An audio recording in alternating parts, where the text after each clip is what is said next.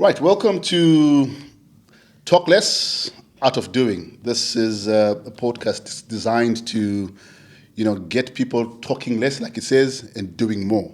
And how do we do this? We do this by, discussing how do people get out of this hamster wheel where, they're procrastinating and they're wishing there could be somebody else, or they envy some other person and they don't know how they got there and they want to know how they can do it themselves. So, I've got my very good friend. This is a guy I haven't seen in a long time, right? I've known him for a long time, but I've not seen him in a long time as well. So I've got Mr. Dumi Senda with me to discuss some very interesting issues about entrepreneurship and how do we get to the next level? What can we tell people to get to the next level? Dumi, thanks, man. Mrs. Zulu, this is an amazing honor, and we go back a long time and a long way. And I think we probably have not seen each other for about 15 years. That's my guess. I think it's about that long. And the funny thing is, the last time we met, we were almost doing the same thing we're doing now.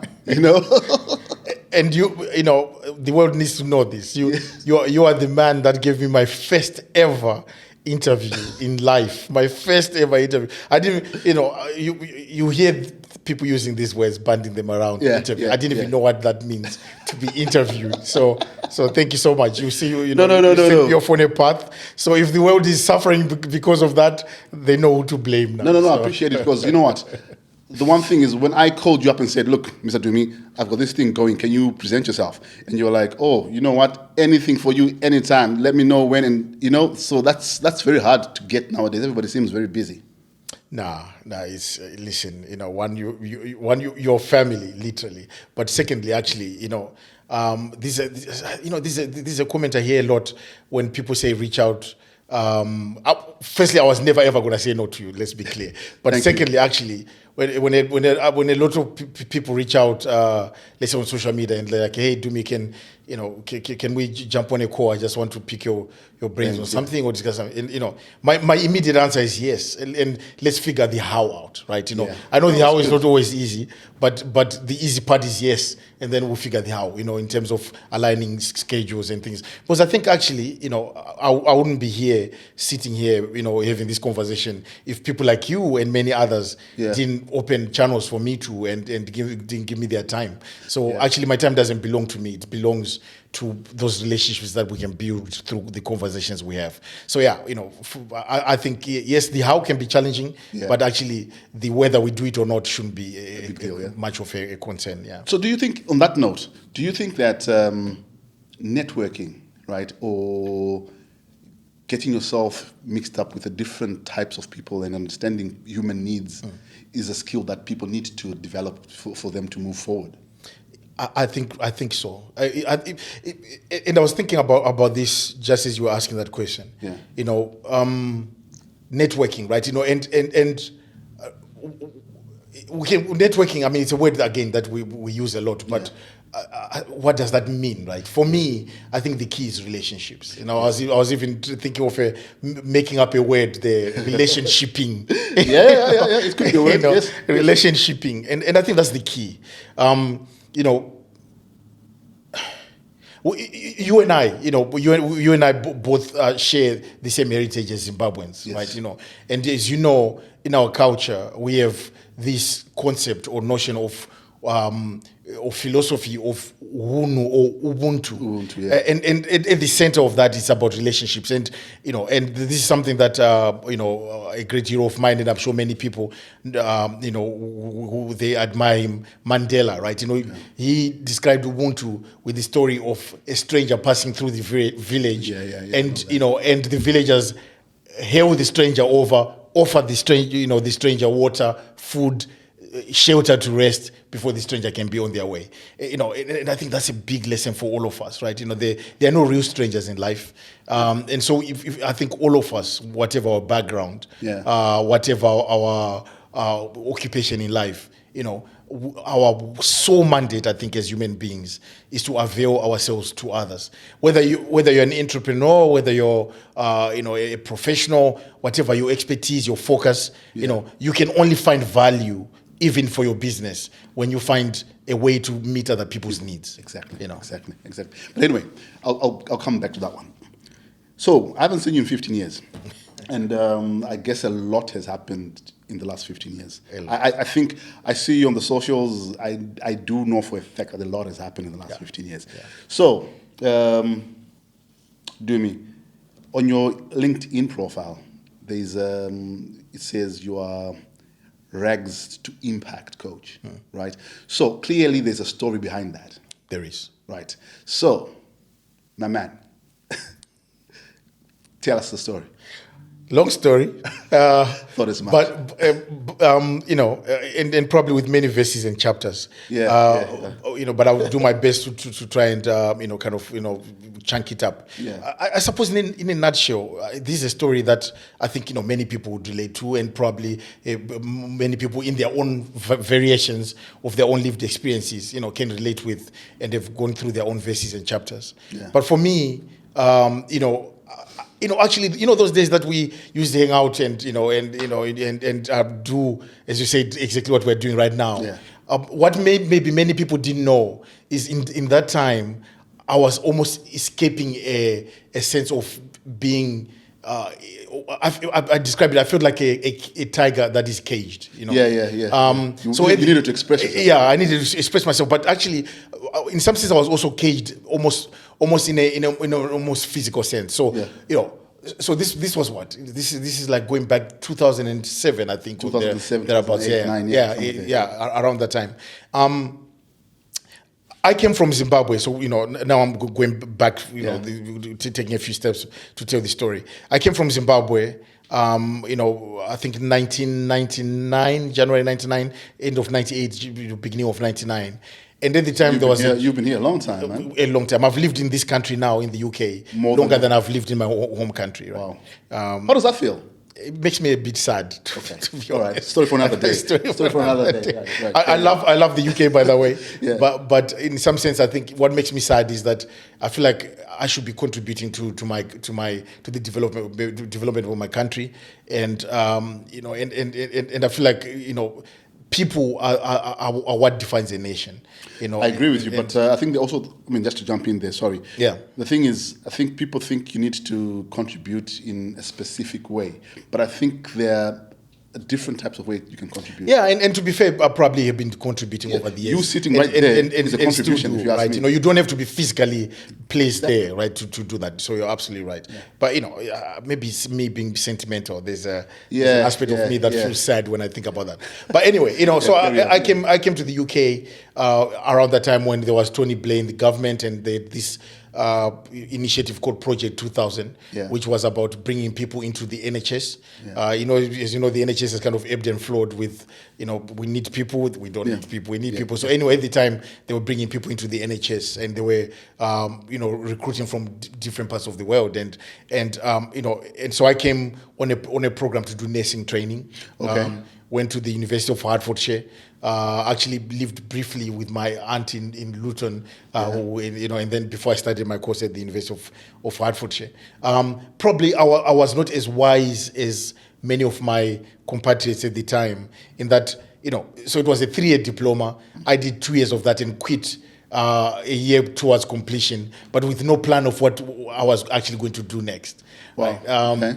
And that sounds like an entrepreneurial type of story. You quit because you're doing something big, But in your case, it doesn't look like I was as foolish. I had no, and these were my, I suppose I was hard-headed. Yeah. And to be honest, I kind of viewed nursing in a very gendered way, and coming from a Zimbabwean culture, you probably can relate with that in the sense that,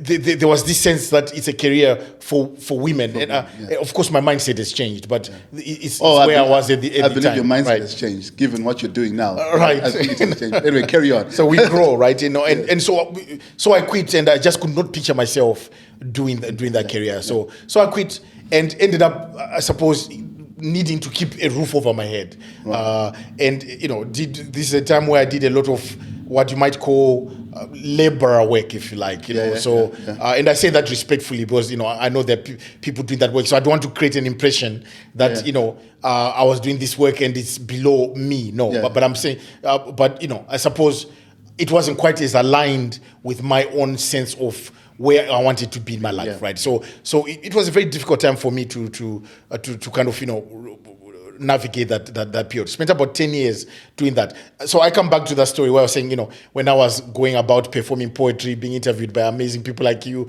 and doing what we were doing in those days, it was a form of actually, in a sense, escaping, because I was in this space where I didn't feel fulfilled, I didn't feel happy, I didn't feel like I was tapping into my potential. Yeah, exactly. As it won't surprise you. I love people. I love being around communities and networking with people. Yes. That's how we connected. That's how we connected, right? Yeah. Even though at the time I probably could not define that and say this should be my career pathway, because we didn't have career coaching, we didn't have that guidance at the time.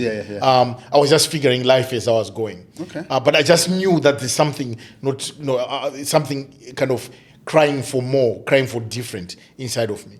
Yeah, because I remember you used to do a lot of poetry, spoken word. Yeah. Right, and you're pretty brilliant at it. Thank you. And you pushed that for a while. Yeah. Right, and then somewhere along the line, it's almost like you disappeared from the scene, and then you just it died down. Because I actually even remember we were trying to. I remember reaching out to you. We were trying to put the poetry into a beat, like a music thing. Yes. Right. Yes. And then we tried that, and then somehow it just almost like died a natural death. Vanished off the scene. Yeah. Except I didn't vanish off the scene. Here's the thing. Yeah. So I was at a crossroads. Right. I could see where my life was going. So I'd become a bit of an activist, made a bit of a name for myself. Yeah. I was being invited to perform in different places. Yes. But here's the thing. People would say, "Oh, Dumi, can you come and empower people?" They use words like that, right? But actually, I would come back home and feel like a fraud because my own life wasn't empowered. Right. I would pay for a train ticket to come to an event, come back home and have nothing to eat. And so I felt that I needed to find a path to empower myself and still do that work that adds value to society. But the trajectory and the direction I was on would not lead me there. So I did a bit of an assessment and realized that that's when I made the decision to go back to university. Okay. Remember I'd quit my nursing and I was doing these odd jobs to just keep a roof over my head and going and performing as an escapism, but also actually finding my passion for equality. Yes. And then I became a father in 2007. Right. And for me, that was the kind of trigger and change, because looking at my son, who was a baby then, and I was thinking, if I continue on this path where, I'm this public sort of quote unquote empowerment figure, yet privately I'm this depleted person who's struggling to keep a roof over my head. I needed to address that. So because otherwise, what would my son's future look like, right? Do you think so? On that note, do you think that it's important that people take time to take stock of themselves sooner rather than later? I probably needed to take it even sooner than I did, right? But I think we get to a light bulb moment different when times, we get it, right? Yeah, So okay. it's never. I would say it's never too late. Right, Whenever we get that awareness for ourselves, that's the right time for us, right? But if you've got other people who if you can learn, for instance, from my story or from others, and you've got that insight, go for it. I didn't have that guidance, and in some sense, I wish I had someone like me is sharing some of the things that I'm sharing today, right? Right. Okay. So is the society lacking or lacking from mentors? Then there are few Absolutely. We need more. I think we need more of a culture of mentoring. And I'm going to be honest. I think from our background, African. I know I generalize terribly here, but African / Zimbabwean. I think actually there's a culture of mentoring when it comes to values, societal values. And often it tends to be, don't go on this path and get lost, this will happen to you, right? So, but there's a different kind of mentoring that I think there's a gap for, where this is the pathway, sharing our mistakes and saying this is how you navigate some of these challenges. I think that kind of mentoring would have been helpful for me during that time. But do you think it's because there's a lot of stereotyping and there's a lot of stigma associated with if I go and tell my story, especially if the story is not exactly a great story, right? Because everybody loves the story with a good ending, right? Yeah. So if the story is not the best of stories, right, people will not tell anyone else, and then in that sense, that experience is not shared. Yeah. Right. Because I'll talk about this in a business sense. Right. You go and find a businessman who has been successful or who looks successful, right, and ask them for mentorship. My experience is most of them will say yes, but when it comes to the actual mentoring, they will not actually tell you anything. They will tell you stuff that you probably find in a business book. They will not tell you those intimate stories that actually make the difference. Yeah, yeah. So I don't know. And I think that speaks to a broader question about society and our view of what success is. And that's I'm very uncomfortable with the word success. Yeah, yeah. I prefer the word progress. Yes. Because actually every story is a great story. Because as long as we're on this journey called life, and we have the ability to learn something, but that ability doesn't just happen on its own. It comes from introspection. It comes from also being open to being given feedback by others, but also looking at ourselves in the mirror and saying, at the time, what I had during that time, the real change was I changed my mindset. I moved from being, I shook off the victim mentality that I had. I was blaming the world. I'm not from a wealthy family. There's racism. I'm not saying those things are not true in terms of those factors are not factors that affect you, but, in life, everyone find any person who's find a person who's not had some sort of marginalization or inequality in their lives, then that person is probably in the grave, right? So all of us face challenges, but it's about taking literally it's your perception. Do you see it? Someone put this really well. I thought that was powerful. They said, are you the type of person who a seed has been buried? Are you a seed has been buried type of person, or a seed has been planted type of person, right? So it's gone in the ground. We all have those difficulties, but is yours a seed that has been planted that one day will grow, therefore needs watering, or a seed that's been buried because of our own mindset and therefore we are victims and we don't do anything about our lives? So I think that's the key. But I think as society we need to be more open to sharing our stories, the less glossy and glamorous ones. Yes. Because we live in a society which says, share your CV, share your bio, go on social media and write this glossy statement about yourself that just talks about the good things, the wins, the successes, right? But actually, we are letting ourselves down by doing that.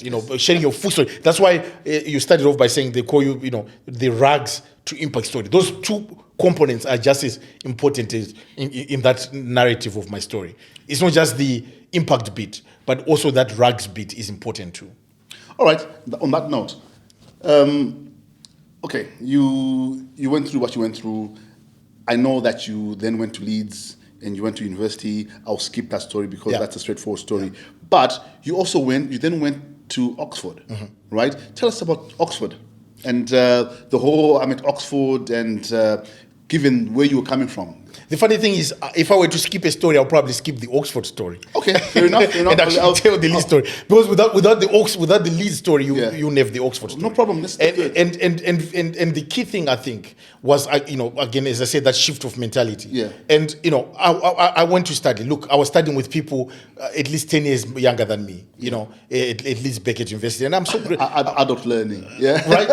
But I'm so grateful for the university, Leeds Beckett, that they gave me an opportunity. They must have, maybe they saw potential when other universities didn't. Yeah. Because other universities said, well, prove this gap and also that you can actually complete a degree. Because remember, I'd quit my nursing training. Yeah, exactly. Right? So I didn't. You had a bit of a reputation. Exactly. Right. So I didn't have evidence to say I can actually complete a degree, but they gave me a chance. And so I worked hard. I would be in the library at odd hours in the night, throughout the night, often the only person in the library, waving my arms in the air to keep those motion sensor lights on, just so that I could continue studying. Yeah. And I did that because I understood that I had a a lot of ground to cover. And often sometimes, and I'm not saying this in a judging way at all. So my colleagues would, call me on the phone and say, "Hey, Dumi, there's a house party or we're going clubbing," right? Sometimes you have to learn to say, say no, No, yeah. to things in the moment in order to get your progress in the future, right? So that was really important. One of the most important things that I learned during that journey was saying no. And by the way, you mentioned I vanished from the scene. Yeah. One of the other things that I learned to say no was saying no to people inviting me to come and perform. Right. Even though it's my passion and I love doing it and I'd made a bit of a name for myself, but I had to say no to focus on the planting season, to really focus on working hard. And then, then I'll actually skip to the Oxford one, because really that hard work at Leeds Beckett led to me graduating actually top of my department, winning a couple of awards, and then being accepted into Oxford, right? Oh, that's great. I suppose if I say anything about Oxford, is to say, actually sometimes we disqualify ourselves from opportunities looking at our current circumstances. But actually, our potential is very little to do with our current circumstances. If I remember going to one of my lecturers at Oxford, and at Leeds Beckett, he was the only lecturer who'd gone, the only person in the entire university who'd gone to Oxford and was now teaching at Leeds Beckett. And so he was the right person for me to approach and ask, for advice as I was applying to go to Oxford. And he said, to me, and I don't blame him, I don't see this, I don't say this negatively at all. He said, I think you're taking too much of a risk. One, you're going to undermine your dissertation and end up failing. Even if they give you a space at Oxford, you probably won't have the right mark to get in anyway. Yeah, and two, even if you got the right mark and got in, you won't have the money to go there, right? And looking at my current circumstances, he was right, But I suppose what he didn't factor in that well-meant advice is that actually potential, and potential comes from what we are prepared to do, what we're prepared to invest despite those challenges. I think potential is infinite, right? Potential is always infinite, there. It's not defined by your current circumstances. It's always there. There's always. So, I sought out other, mentoring from other people, worked out, this very good friend of mine, we're very good friends. Right now, actually, I was in Leeds and I introduced him to the BBC team there. He's called John Okjuku, Nigerian. He mentored me for my dissertation in particular. And so I performed well. Got offered the place at Oxford and still graduated top of my department. It's brilliant. And then did a crowd fundraiser to raise money so that I could afford the fees, and worked hard over the summer. Did 2-3 jobs, and also I was working for this program. You see now, you touched on something that I would like people to learn from. Yeah. You spoke about the mind shifting, mind change. Yeah. I think people get stuck in a rut because I think everything is about changing your mindset, view a situation differently, and you get different answers, right? And then you spoke about the ability to say no. I think a lot of people struggle with that. Yeah. A lot of people say yes when they mean no. And they end up, breaking a lot of good relationships because of it. What skill is required to be able to say no? I think it's probably one of the most important things that you can learn as a person, to say no. Because what that does, it puts boundaries, not just between you and other people, but also even between you and yourself, in the sense of what you prioritize and focus on. Now, more qualified people than me, I think, this might have been, was it Zuckerberg and someone else, 2 billionaires basically were set, and they were being asked, by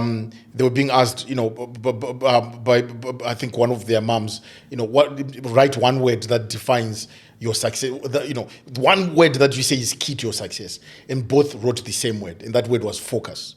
Right, and so to succeed, and I go back to that word again, succeed. But what I mean, to progress, to progress on anything that you're doing, whether it's sport, whether it's academia, whether it's building a business, you need focus. Without focus, even to do these podcasts and these conversations that you're driving, there has to be some focus. Now, what does focus mean? Focus means saying no to a lot of things and saying yes to a very small amount of things, right? If you look at light, for instance, a torch focuses, not because it doesn't attempt to be beamed across the entire night. It beams on one little small segment, right? And therefore, light is more intense, and you can see more. There's more progress that comes from that. And I think that's the value of learning to say no. You focus, which helps you to then progress. Great. You also spoke about focus is very important. You can say that again. You also spoke about crowdfunding. I've noticed that the world is not short of great ideas, right? But it's certainly short of how to fund or how to execute these great ideas, right? But I think where there's a will, there's a way, right? So we're not saying people should resort to all sorts of dodgy ways of getting things funded. But I think a lot of people struggle with, I've got this idea, how do I get it funded? How do I find this project? How do I get this off the ground? You know? And you spoke about crowdfunding for not an entrepreneurial kind of a thing, but just crowdfund it for something you needed to do. Yeah. But that can be also applied to any business, right? Spot on. Tell me more. Tell us about the mindset that requires somebody to go out there and say, my name is A, B, C, and D. I'm doing this, and I want you guys to put some faith in me. Yeah. You know? I think, you know, there are people, of course, there are people who are more qualified than me. I'm already thinking of some fantastic people who did amazing, crowdfunding initiatives and other funding initiatives were expensive. There's a good friend of mine who went to Oxford as well, and she raised 15,000 in 15 days. I was like, wow, So 1,000. that's amazing, right? But anyway, I think consistency. Yeah. You know, if I look at my life, and if there's one thing that I'm thankful for, and I'm sure you can, testify to this too, is if I look at my life, there's always been a golden thread, right? From those days when, we were younger and, and having our conversations, and I was out there doing poetry and, and you were building a media empire, right? All those days, the consistent thing, the golden thread has always been my love and passion and commitment for equality. Yes. Yes. So So now, people don't buy in. I don't think people don't buy necessarily your idea. People buy you. That's what they buy into. So, and if I shift and change, so today I'm all about equality. Tomorrow, I'm living my life in a way that's not congruent to that. Yes. That's not that doesn't show Not aligned to what you're aligned trying to and sell. show that these values actually mean something. Then people will never buy into what it is that you're offering or asking them to help you with. So when I look at my life, whether now it's as a diversity and inclusion specialist working with organizations, or back then when I was, a poet and and going around communities and performing, the golden thread was the same. It was about how do we create a society that is more equitable, where people from unconventional backgrounds can have a chance at also contributing value and being part and succeeding as well. in a nutshell, then, it's if you're looking to crowdfund, right, then whatever you, the person, and your product should be worth investing in. It should be worth investing in. Yeah. But I would even use someone that I admire a lot, Simon Sinek, the thought leader. He's got a book that says start with your why. Start with your why. Yeah. Exactly. So if your why, that's the bit that where your values, where that golden thread. If that does not resonate with people, the what and how bit, which the what is I need money, and then the how is maybe you whether you do fundraising or you do whatever you do, right? It will not work if your why is not strong enough. So effectively, the first person you need to convince when you're trying to do something is yourself. Absolutely. If you can tell yourself, if you can define exactly what you want to do, right, for yourself, it makes it a lot easier for you to sell the idea to the next person. And I would say actually the first person that needs to invest in you is yourself, Yeah. right? Because people invest in you. So, and when I say invest in you, I don't even mean money-wise. I mean, people will see your development, people will see your journey, people will see your values, and they see that and they're like, yeah, this is worth supporting. Yeah. I really believe, if I support, these two podcasts, society is going to be in a better place. Yeah. So therefore, I'm willing to put my hand in my pocket into and it, actually put money towards that. Yeah. All right. That's brilliant. Anyway, you then moved on to, not a lot of people can sit down and say they work for the BBC. You moved to the BBC, right? And you're doing a lot of diversity, equality, and inclusion work, right? And I always found it very interesting that organizations tend to bring, in your case, a black man to do these things.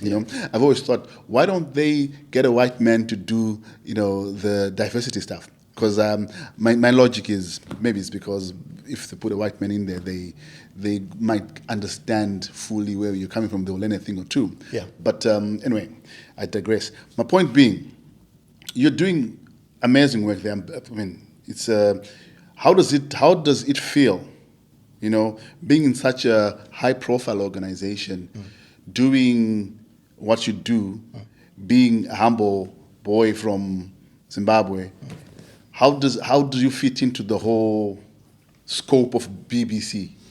I'll go back first to the point you made just now, because I think it's an important point. Right. The point you made about having black people or people of black heritage, of African or Caribbean or African American heritage, right? Yeah, because I've always felt like it's like they're saying, okay, you are the ones most affected by this, so sort it out or yourself. you might even say, are they ticking a box, right? To put that. Exactly. And I think that's a legitimate conversation and debate. Yeah. But actually, in reality, when we look at the stats, actually, the perception that there's more that is predominantly black people that occupy those roles is actually not statistically correct. So that's one. But that's the problem with using Google. Sometimes everything it says is taken as gospel. So yeah, Google is fantastic, but you have to take some of the stuff. Yeah. But so that's point one. But I want to get to a more fundamental point. Yeah.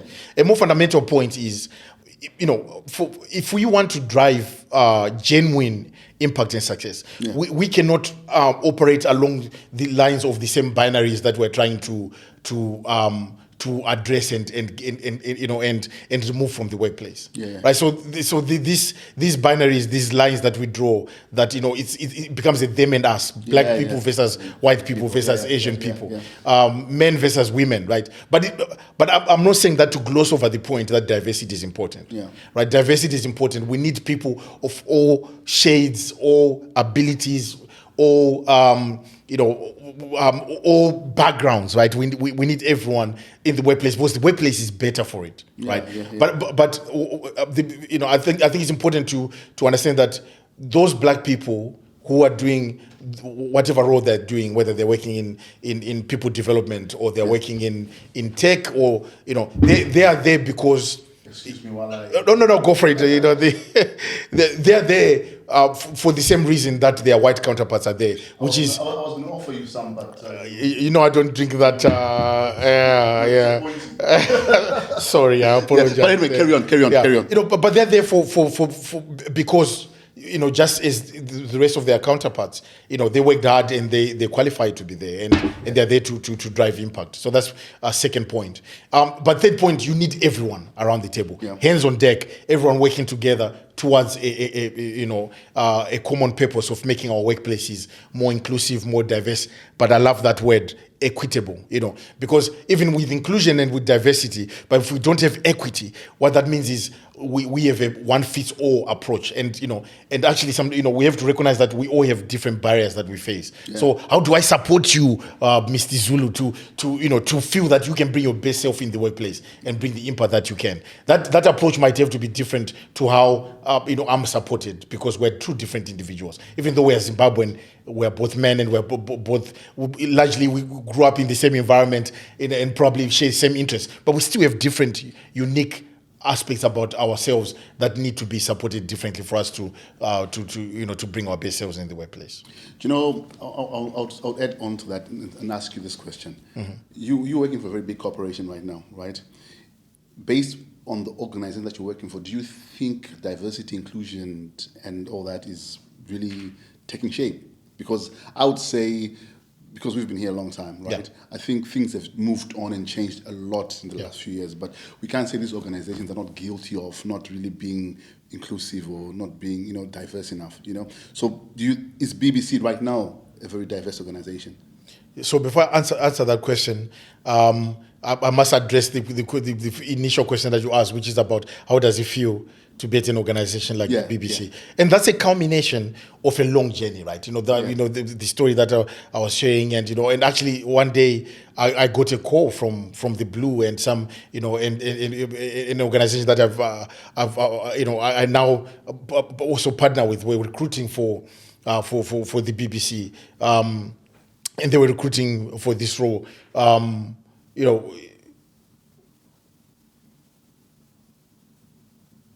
It's called Diversify Global. I wanted to make sure I get the name correctly. Otherwise, I'm in trouble. Very, very good friends of mine. No, Diversifying Group. Come on, you'd have been get it right. Diversifying Group. Oh, they've gotten a big slap. So they do really good work. So I got a call from the blue from this guy who's become very good friends as well. Emmanuel Crosser was recruiting for the BBC for this role. Basically my role is diversity and inclusion lead for BBC England. Yeah. So BBC has different number of nations, right? There's Northern Ireland, there's Wales, there's Scotland, then there's England. So I oversee our diversity inclusion across England.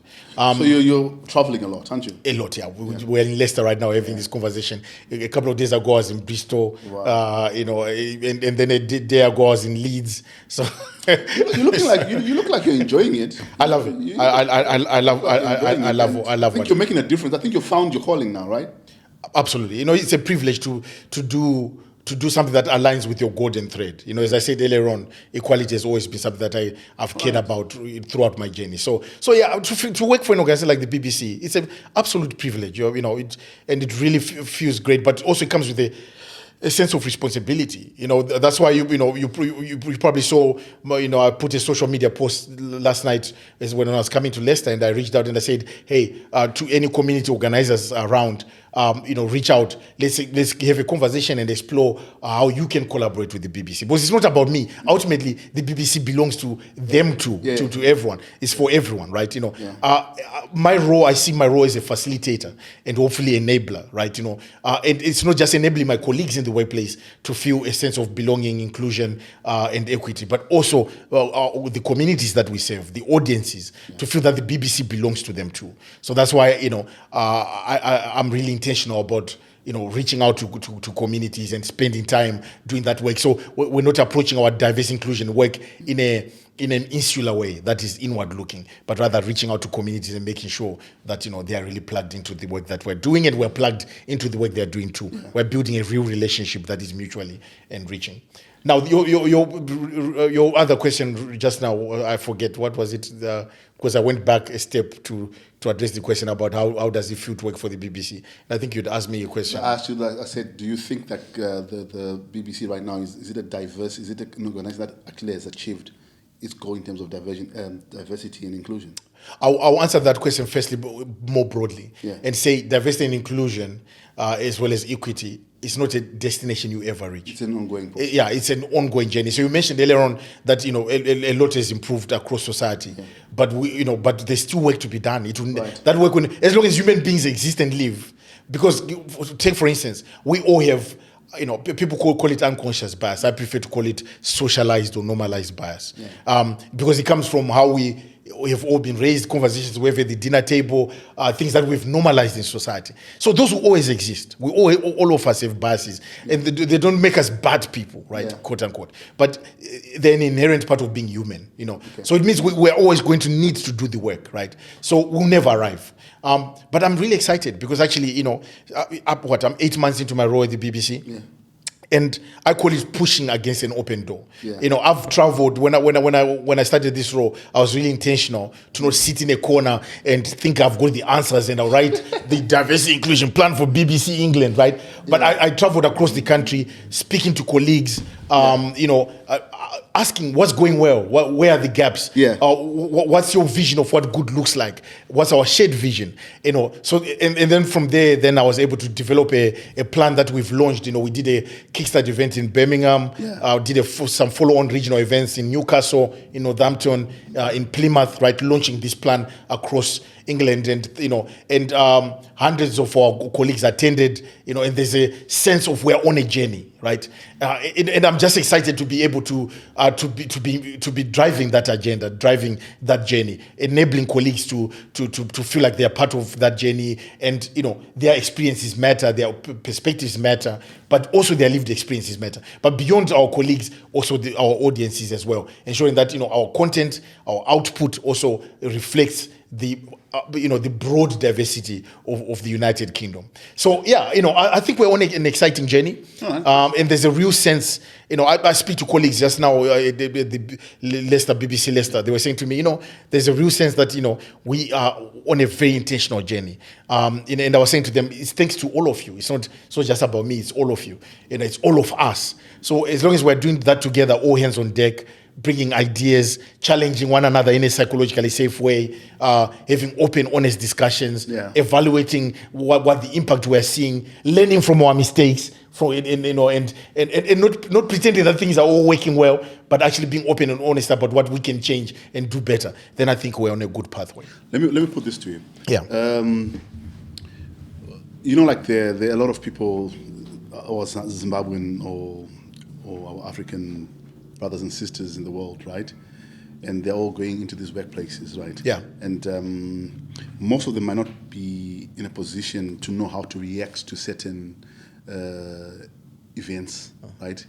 When I say events, I'm talking about, let's say, like if you go to certain countries in Europe, racism is very much in your face. They'll tell you that you are A, B, C, and D, and you know about it, and you're not under any illusion. Sadly, yeah. Yeah, right?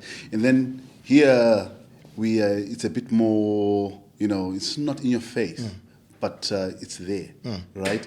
And what would you tell, let's say, somebody who's just come in from, let's say they're coming in from Zimbabwe, they've got themselves a very decent job in one of the big companies, and they're getting these, in quotes, scenarios where they can't really make sense of them, but they're something is going on. How would you, as a person who does this for a living, what's your advice to this kind of people for this kind of situations? I think the first responsibility lies with the organization. Yeah. This is why I think organizations need to invest in they need to approach diversity and inclusion not as this special thing that sits on the side to the rest of the business. You really have to integrate it into the core of everything that you do.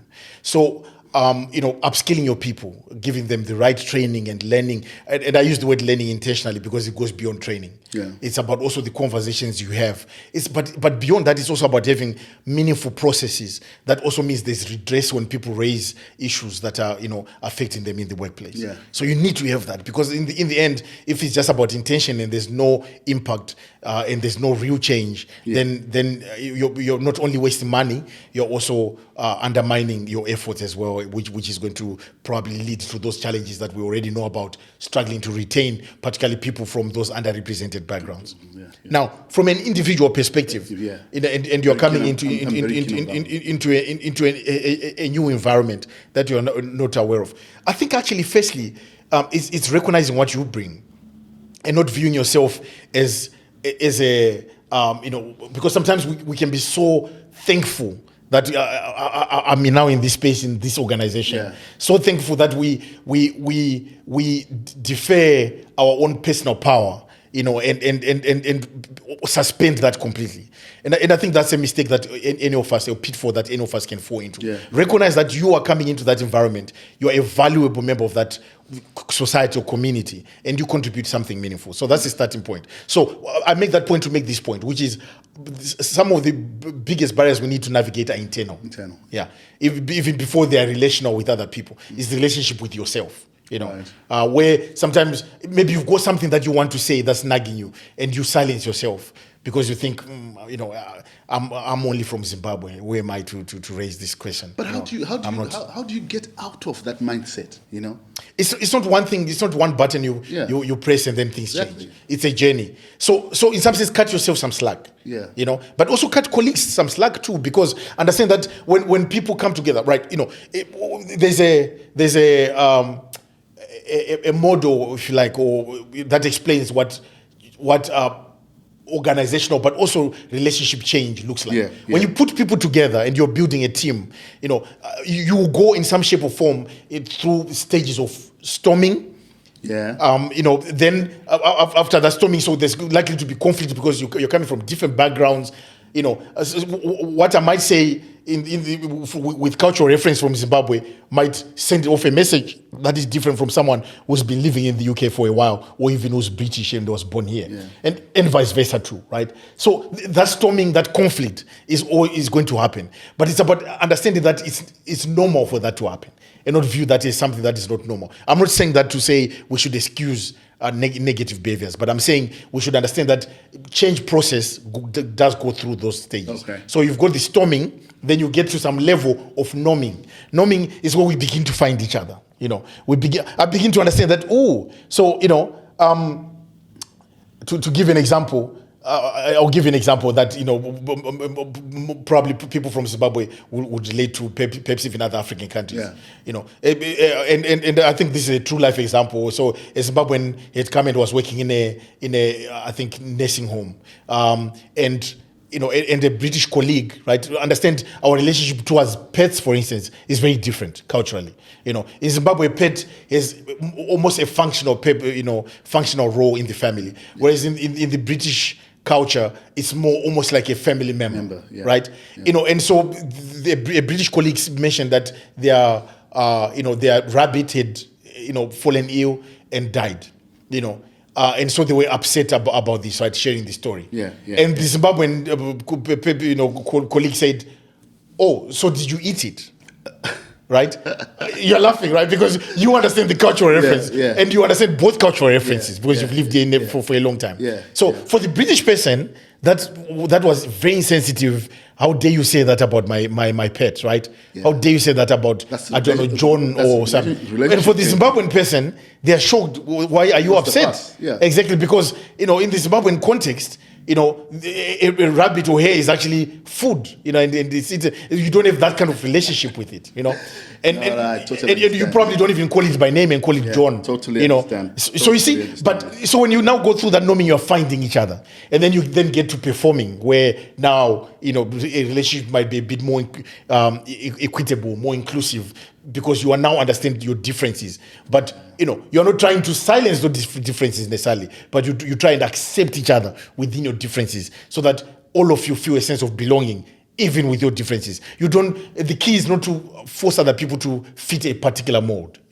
I should be able to be myself. For instance, my personal and professional brand, I wear my African jackets. I remember asking you that day that, where did you get this from? Exactly, and I didn't tell you. I said, if I tell you, I'm going to have to, after telling you, I have to kill you. No, I figured as much. I'm only joking. Anyway, No, but anyway, hold on. Anyway, I was going to say to you, I also noticed that on your profile, you are a certified coach. Yes. Right? Yes. So what does that mean, and what does that entail? It's a very interesting story, because actually before I became a certified coach, I thought I was a coach. And then until I discovered that I was not a coach. Right. So mentoring and coaching are very different things. Yes. And I used to what I used to do is probably is mentoring and maybe probably advising. So this is where I would say, blessed, blessed. You need to do this. You need to do that to get to that to A, B, C, D. Right. That's mentoring or advising or coach. It's not coaching. Coaching is where I ask you questions. So, blessing, you said this happened. What awareness is that raised for you? Right, coaching relies on the person who's got the answers. The assumption is that the person who's got the answers is the coachee, not the coach. Right. And it was during COVID that I thought I should do something to develop myself, and then I signed on to this school called Go Imagery Coaching, which is based in the US. And so I took a coaching course. For a year, and now I'm at a level what they call the PCC level, which is like it's like there are three levels. One is the kind of lower, and I don't mean that disrespectfully. Then you've got middle, then you've got master. So I'm just one step from the master coach. Oh, you're doing well. Well, no, I mean I think really the point there is I thought I was coaching, when in fact I was advising and mentoring. But now I understand what coaching is, and it's a powerful tool. And I would encourage people to try coaching. Even if you don't want to be a coach yourself, pay for a coach. pay for a coach one day, even if you pay for a few sessions, and you probably come back to this podcast and say it's the best thing I've ever done. Investing in yourself is so important, and it's not just about your career progression. It's also about your personal relationships. Okay. Whether it's your relationship with your spouse, your relationship with your children, your relationship with your friends. It really helps you to get that clarity for yourself that can take you forward in a meaningful way. Yeah. All right. Cool. You're also a trainer. I mean, you're also a public speaker. That's right, yeah. Because I knew you were brilliant at that, because that's what you used to do back in the days, right? So how did you full time get into public speaking? I know you got a lot of things to say, because you're saying a lot of things right now. So that comes naturally for you, doesn't it? I'm a bit goby, I know. Yeah. No, I suppose the word is being intentional. Yeah. Or the phrase being intentional. Actually, a lot of the first step that I took was studying other people on YouTube. I mean, we are the lucky generation. We've got this, wealth of information. I often say to people, my greatest mentors are people that I've never met. Yeah. I say I've been mentored by people like Martin Luther King, MLK, Mandela, right? All these people. And through watching their videos, reading their books, and things like that. So I spent a lot of time actually watching other people speak, that I admire, and saying, how do they deliver an effective speech? How do they communicate with an audience and really command their attention? Because we live in an era where people, we've got so much distractions with technology. What technology is fantastic, or so-called smartphones and all these things, but they're a distraction too. Yeah. Getting people to listen to you and engage with you is difficult. But one thing that I learned, the key thing that I learned, is people will listen to you if what you are saying resonates with them, and it only resonates with them if you make it about them and not about you. That for me was a game changer, and learning that, and it's something that I'm still trying to learn more and more in developing in my speaking. So, do you think that people should invest more in their oratory skills, the communication, or whatever that? I think what's more important is communication more than oratory. Communication, because all of us need to communicate. Yeah, that's what I mean. Yeah, totally. All of us need to communicate, and we don't communicate through one way of speaking medium only. So, in business and management, do you think communication is something that is really key? It's key, absolutely. And communicating, and how do you know what the most effective way of communicating? Yeah. Well, ask people. And let people show you. So your clients, your customers, they would show you what communication is most important to them. So for instance, you do a campaign, put thousands, if not millions of pounds behind that campaign. I don't know. Maybe that campaign is based on pushing emails, as an example. Yeah. But actually, your audience is, maybe you are targeting, a young audience for whom TikTok is the key thing. Yeah. And they want those short, snappy videos. And so you need to be guided by your customers, guided by your audiences, and working for the BBC. Frankly, I'm learning. It's like being in a big, massive masterclass. I'm learning every day, because I work with experts who are, great at communicating. They understand what it looks like to serve audiences. I've always thought you were a great communicator, but I think you've taken it a few notches up as well. I think maybe it's courtesy of the BBC. I'm lucky to be working with amazing people that are experts at this. Right? That's great. That's absolutely. Great, man. Yeah. Do you know what? Before we call it a day, like I like to read books, and I was reading this book here. I was reading this book earlier. It's from a guy called Kamal Ravikant. Kamal Ravikant is brother to Naval Ravikant. Now Ravikant is one of those great minds of the modern day, and he has something very interesting to say, and I want to get your opinion on it. So the book itself is called "Love Yourself Like Your Life Depends on It," right? So here's a little quote that I took from the book that I want you to put your take on it. Right? It says, "It's a simple practice. Love yourself, and life improves. Love yourself, and you will heal. This doesn't require faith or belief. Practice itself will show results." What's your take on that? That's powerful. That's powerful, and I'll at the risk of almost correcting clearly an amazing thought leader, which I wouldn't dare. But I would say, I would even probably have said, love yourself because your life depends on it. Yes. Not like your life depends on it. Yeah. Because it actually does depend on it, right? But then that quote that then gives that further breakdown. Absolutely, is the key. He said practice. Yeah. So it's about the doing. Yes. So you see, love. We view love as this. We view love in a we almost see it just as a feeling. Yes. But actually, a feeling is a result of the work that is being put in. So it's the practice. Love itself is an action. It's a doing. It's agency. The feeling we get out of it, the sentiment, is a result of what we put in. And I would then further go by saying, because we live in a society where we are raised to say you should always put others first. Yeah. And being humble means not actually prioritizing your interests as well. And I think actually that's a mistake. These are some of the kind of philosophies that we've normalized in society. But actually, it's important to prioritize yourself. Now, that's different from being selfish. Yes. Because prioritizing yourself also can relate to you saying no to other people, and really focusing on what's important at that time for you to drive. I mean, if I look at my journey going through academia at the age of 33, I had to say no for me to be able to focus and get to a place where I could now say yes to things where I can have more impact, right? Yeah. And I think that's all part of loving yourself. I think part of it too is, cutting ourselves some slack. I mentioned it earlier on. I think we can be so hard on ourselves because, and particularly I think coming from the Zimbabwean background and probably African background, right, where, likely your parents or your relatives are going to be, demanding these careers, whether, you should be a lawyer, you should be a doctor, you should be this, but it might not align with your own interests. Yeah. And, if you judge a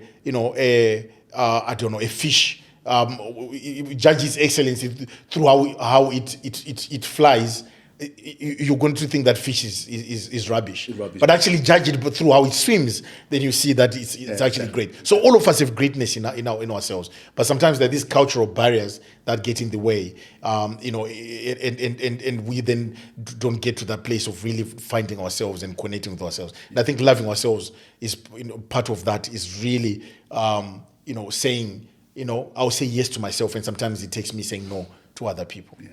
Like in that same quote, he concluded the quote by saying, it can be practiced, right? Yeah. And I'm of the thought that you can practice to be anything. You can practice, or you can teach yourself to be patient. Yeah.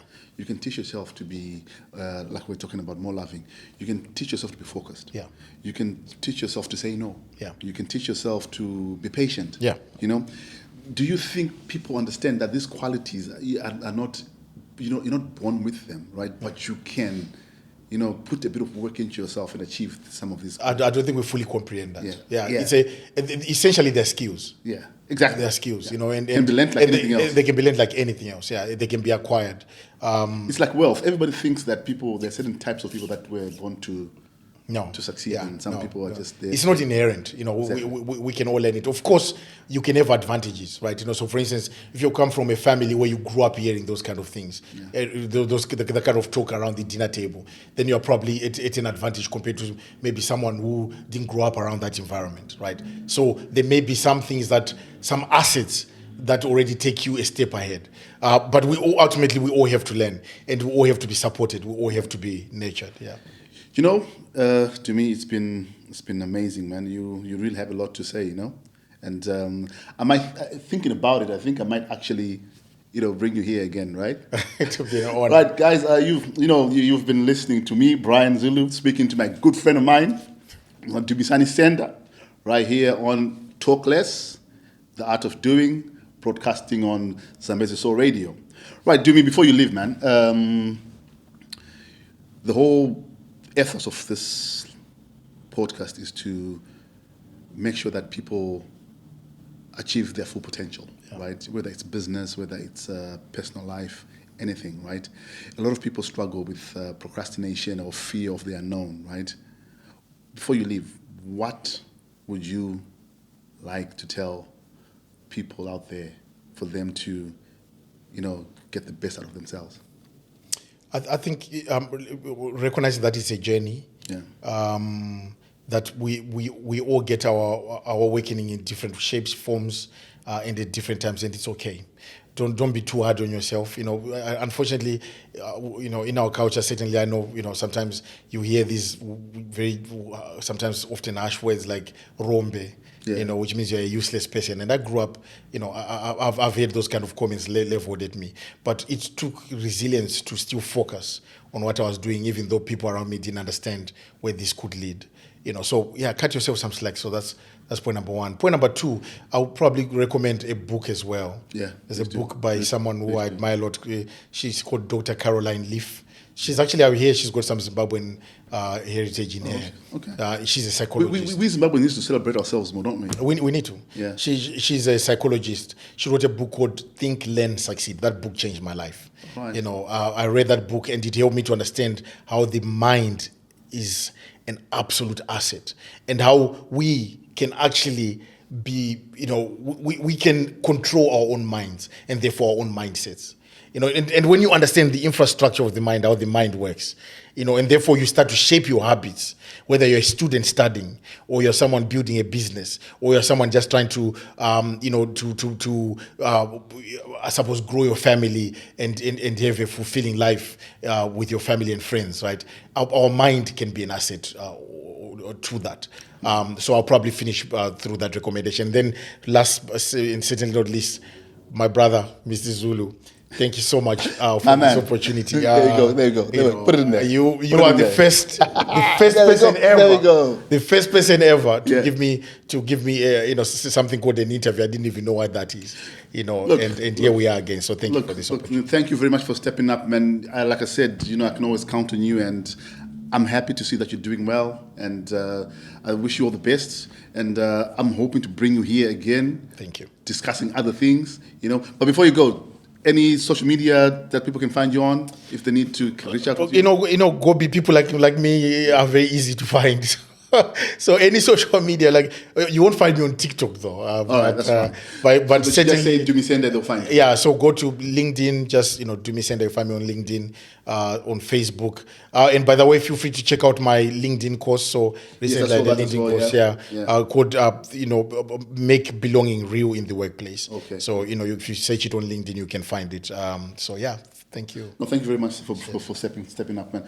Right, thank you very much for watching. Do follow us on our social media. This is Talk Less, The Art of Doing, broadcast on Zambezi Soul Radio, and the social media is all at Zambezi Soul Radio. Check me out next time when I have another fantastic, guest on the podcast to discuss all things getting up and doing it. Thank you very much. Cheers.